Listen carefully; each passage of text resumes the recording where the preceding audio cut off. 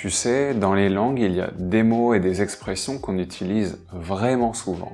Il y a en fait partie. C'est une expression que tu dois absolument incorporer dans ton répertoire linguistique. Elle est utilisée tous les jours par les Français, voire même plusieurs fois par jour. Il y a, c'est quoi?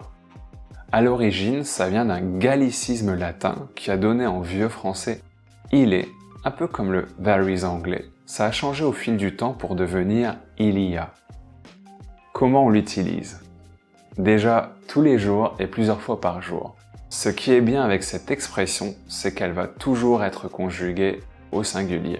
De ce fait, « il y a » peut vouloir dire « there is » ou « there are ». Il y a une voiture, « there is a car ». Il y a des voitures, « there are many cars ».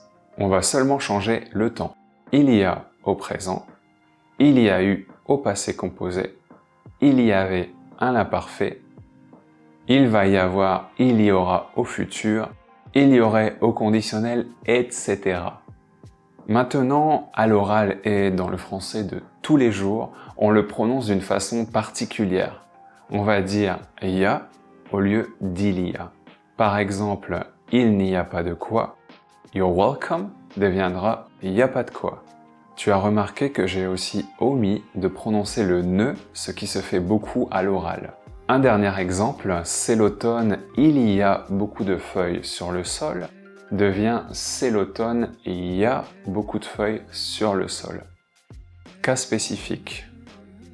Il y a le facteur, ou voici le facteur pour l'aspect présentiel. Il y a 3 mois, ça fait 3 mois pour une notion de temps écoulé. Il y a de quoi avoir peur, il y a des raisons d'avoir peur pour un aspect justificatif. Il n'y a qu'à faire, il suffit de faire pour un aspect de suffisance. Vu que tu sais désormais parfaitement utiliser l'expression « il y a qu'à regarder cette vidéo sur les faux amis qui t'évitera de mauvaises surprises. Je te dis merci et à tout de suite!